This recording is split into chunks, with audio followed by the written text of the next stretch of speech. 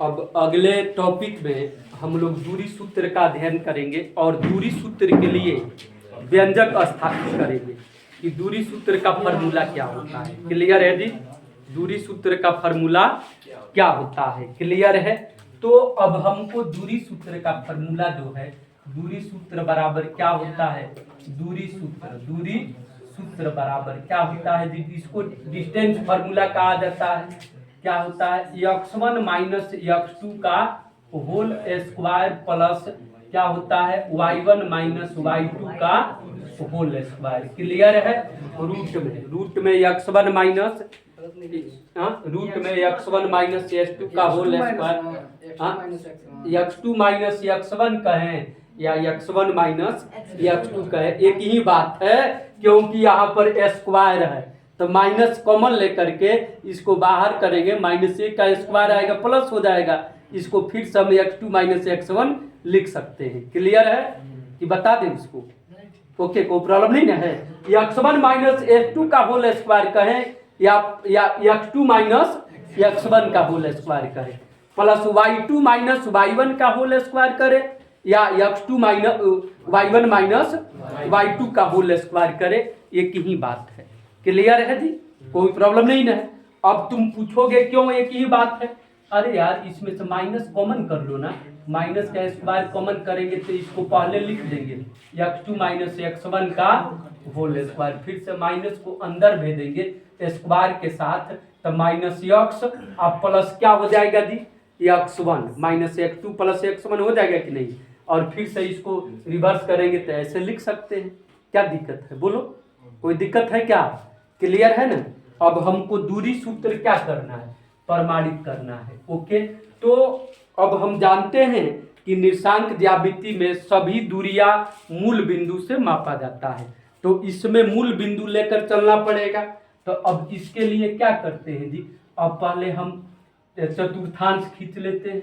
अब यह क्या हो गया, अब ध्यान से समझना है, यह x हो गया, यह क्या हो गया जी, x डैश हो गया, यह y हो गया, यह क्या हो गया जी, y डैश, यह मूल बिंदु हो गया। तो सभी दूरियां मूल बिंदु से मापा जाता है। कहाँ से मापा जाता है जी? मूल बिंदु से मापा जाता है। अब यहाँ पर कोई दो बिंदु है, यहाँ पर a है, यहाँ पर b है, यहाँ पर a, यहाँ पर b है। अब हमको दोनों बिंदुओं यानी a और b के बीच की दूरी ज्ञात करना है जी। अब इसी दूरी को ज्ञात करने के लिए जो व्यंजक स्थापित होगा ना, उसी का नाम है दूरी सूत्र। यानी प्रथम चतुर्थांश हमने ले लिया सुविधा के लिए, ताकि सब प्लस में आएगा। तो प्रथम चतुर्थांश में हमने दो बिंदु लिया, क्या लिया जी, a और b लिया, और a और b के बीच की क्या करेंगे बाबू, दूरी ज्ञात करेंगे। क्लियर है? तो जब दूरी ज्ञात करेंगे तो कुछ न कुछ तो मानना पड़ेगा, क्योंकि हमको यह सूत्र प्रमाणित करना है। तब यहाँ से इस पर हमने लंब डाल दिया, क्या डाल दिया जी, लंब डाल दिया। इसको मान लिया हमने क्या, p मान लिया, यहाँ तक की दूरी को x1 मान लिया, क्या मान लिया, x1 मान लिया। इसका मतलब क्या हुआ जी, कि यहाँ पर हमने क्या मान लिया, x1 मान लिया, क्या मान लिया, x1 मान लिया। और x1 जो है यह बता रहा है कि कोई बिंदु जो है x अक्ष पर कितना दूरी चला है, x1 दूरी चला है। यानी कोई वस्तु x अक्ष पर कितना दूरी चला है जी, x1 चला है। और y अक्ष पर हमने y1 मान लिया, y अक्ष पर क्या मान लिया बाबू, y1 मान लिया। तो यहाँ पर बिंदु a का निशान कितना हो जाएगा जी, x1 y1, x1 y1, इसको बढ़ा दे रहे हैं।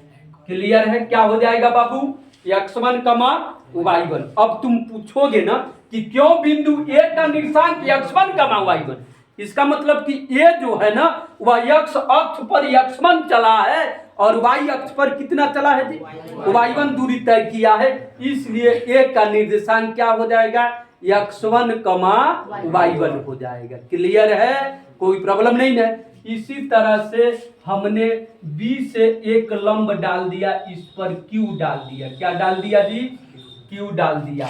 अब इसका निर्देशांक लिखेंगे, तब यह मूल बिंदु से कितना दूरी चला है, x2 चला है। क्लियर है? तब इसका निर्देशांक यहाँ पर क्या हो जाएगा, x2 हो जाएगा। अब कॉमा क्या लिखेंगे बाबू, और मान लिए कि y अक्ष पर कितना चला है, y2 चला है। कितना चला है जी, y2 चला है। तब यहाँ पर क्या लिख देंगे, y2 लिख देंगे। कैसे निर्देशांक लिखा जा रहा है ये समझ में आ रहा है कि नहीं, समझ में आ रहा है कैसे निर्देशांक लिखा जा रहा है, क्लियर है, कोई प्रॉब्लम नहीं है जी। अच्छा ये बताओ निर्देशांक क्या होता है, निर्देशांक का मतलब क्या होता है। निर्देशांक का मतलब हुआ उस बिंदु का क्या मतलब, पहचान क्या है, किसी कार्तीय तल में उस बिंदु का पहचान क्या है, उस बिंदु तक हम कैसे पहुंचेंगे, वही बिंदु तो निर्देशांक कहलाता है। जैसे एज फॉर एग्जाम्पल में यहाँ पर कोई बिंदु बी लिए, तो अब पूछा जाए बी अक्ष पर कितना दूरी तय किया है, x2, y अक्ष पर कितना दूरी तय किया है, y2। तब जाकर के इस दूरी तय करके और यहाँ पर प्रथम चतुर्थांश के यहाँ पर अपना घर स्थापित किया है, क्लियर है जी। तो हम x अक्ष पर x2 दूरी तय करते हुए और y अक्ष पर y2 दूरी तय करते हुए किसके घर पहुंच जाएंगे जी, b के घर पहुंच जाएंगे। यानी इसकी सहायता से हम b के घर पहुंच गए, b को पता लगा लिए कि b है कहाँ, क्लियर है। इसी बिंदु को निर्देशांक बोला जाता है, क्लियर है, जो उसके पहचान को बता दे, उसके पता को बता दे कि वो बिंदु कार्तीय तल में कहाँ पर उपस्थित है। समझ में आ रहा है कि नहीं, क्लियर है, कोई प्रॉब्लम नहीं है, ओके। अब यहाँ से क्या करते हैं जी, अब यहाँ से इस पर से एक और लंब डाल देते हैं। अब इस पर से किस पर लंब डाल दिए, यानी इसका नाम दे देंगे r, यानी ए आर लंब क्या डाल दिया जी, ए आर लंब बी क्यू डाला, ए आर लंब क्या डाला जी, बी क्यू डाला, यानी ए आर लंब बी क्यू खींचा, ए आर लंब बी क्यू खींचा, ए आर लंब क्या खींचा बाबू, बी क्यू खींचा। अब तुम पूछोगे ना ए आर लंब बी क्यू खींचा, ए आर ना दीदी, ए आर लंब बी क्यू खींचा।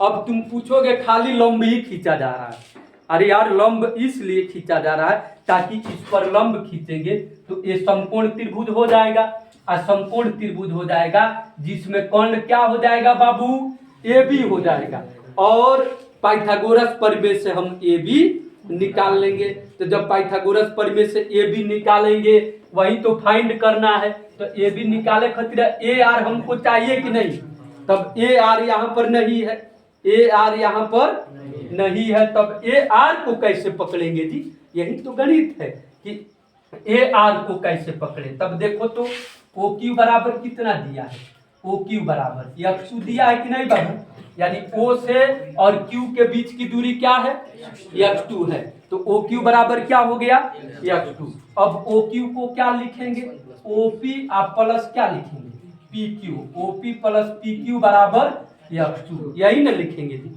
अब यहाँ से ओपी बराबर क्या है, x1, और पी क्यू बराबर क्या हो जाएगा बाबू, x2, तब पी क्यू बराबर क्या बाबू, x2 माइनस x1, यानी पी क्यू बराबर क्या हो गया, x2 माइनस x1। तब यहाँ पर क्या रखेंगे, x2 माइनस x1।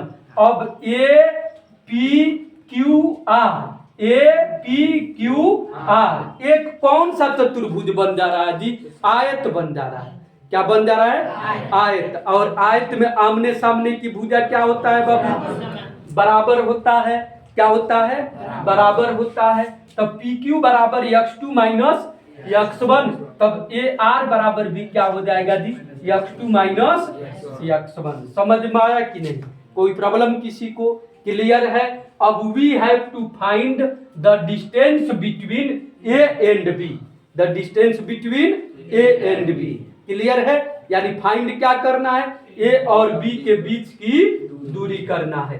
तब किस त्रिभुज में चलेंगे जी, यानी त्रिभुज किस में, ए आर बी, त्रिभुज ए आर बी में, यानी कौन सा ए आर बी कौन सा त्रिभुज हो जा रहा है बाबू, समकोण त्रिभुज। कौन सा त्रिभुज हो रहा है जी, समकोण त्रिभुज। तो समकोण त्रिभुज में कौन सा प्रमेय लागू होता है, पाइथागोरस प्रमेय। कौन सा प्रमेय, पाइथागोरस प्रमेय। इसीलिए तो हमने लंब डाला ताकि ये समकोण त्रिभुज हो जाए, और जब समकोण त्रिभुज हो जाएगा तो पाइथागोरस प्रमेय से हम ए बी क्या करेंगे जी, प्राप्त कर लेंगे। क्लियर है।